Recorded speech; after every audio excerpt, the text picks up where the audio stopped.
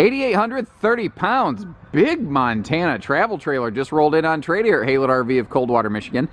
And some of these giant triple slide travel trailers, kind of like you can see that Cougar over there, they are things that I refer to as flat deck fifth wheels. This was really the type of trailer that fulfilled that role in the time that it was built. And this is really, it had to be about one of the last years that Montana was still building travel trailers before they fully specialized into fifth wheels.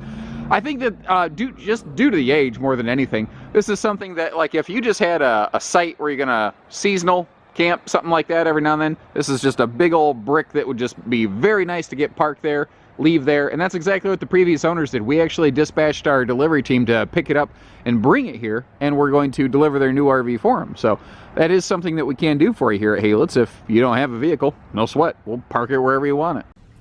Overall, she doesn't look too bad. It's kind of funny because, like, you hear 06, sure doesn't sound old, does it? Like 2006. You know, when I was a kid growing up, everything was like Space Odyssey 2001! And then 2001 came, I graduated high school, and guess what? We didn't have flying jets and space cars yet. Love the Jetsons. Anyway, my point here, this is a big travel trailer, a lot of space. Overall, very well kept. Now, let's talk known issues. Those are the scary things everybody wants to know about. So the previous owners just had the air conditioner replaced before they traded it in. And it looks like whoever did that work for them, it was not us, did not properly reseal the air conditioner.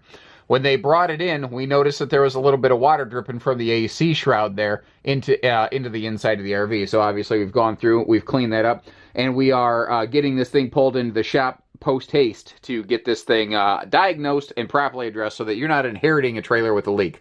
CO detector is currently non-operational. It started screaming at the folks and they didn't know what to do, so they just disconnected it. So that you folks know, those things have a lifespan. So what probably happened is that the thing reached its lifespan point and they scream at you to let you know, hey, you need to replace me because you may be not safe.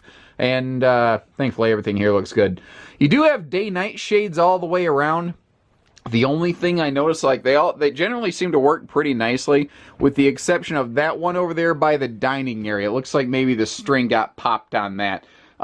This was made during the time where you saw those big, thick, heavy TVs. That has since been removed. Somebody put a small little flat screen in there. If you wanted to remove some of the framing around that entertainment housing, you could probably get a pretty decent, like, 32-inch screen in there. That looks to be maybe a 26 that's very simple and easy to whip through if you need be. Very classic middle side kitchen design. And really, in a lot of ways, this, like I said, is a flat deck fifth wheel of its day. Montana built floor plans just like this in fifth wheels, essentially. This is just adapted to one flat deck version. That extra countertop kick out there is going to be handy, and you see you've got all sorts of access to the counter storage on both sides of the RV, as well as some very nice drawer space in here. And obviously you saw that wraparound overhead cabinet that actually passes all the way through, which is kind of slick and handy. 8 cubic foot fridge freezer, which was really hoity-toity upscale for when this thing was first built, which is funny because now you got campers like a Jayco J-Flight that are a wood skeleton product. And granted, they are a very high-level equipment package for their class and category, but they have the same fridge as this thing did. But boy, was this the upscale version. Stepping through here, let me get into the bathroom. You got a full walk-through bath, dual sliding privacy doors for privacy. And over here, nice big linen cabinet and bonus closet. And you can see that we've got a dedicated standing shower. Now, I haven't tape measured this, but it feels like a little bit taller, 6'9" interior. I'm in enough campers this, I'm pretty sure, yeah, that's 6'9" tall.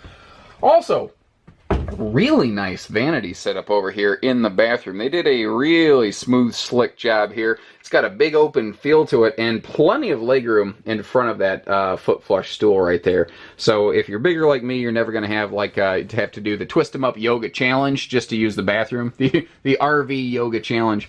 Now up front here, again, this has basically the same general layout as a Montana fifth wheel from its time. So you've got that extra large dresser down there with the cross breeze window and storage above.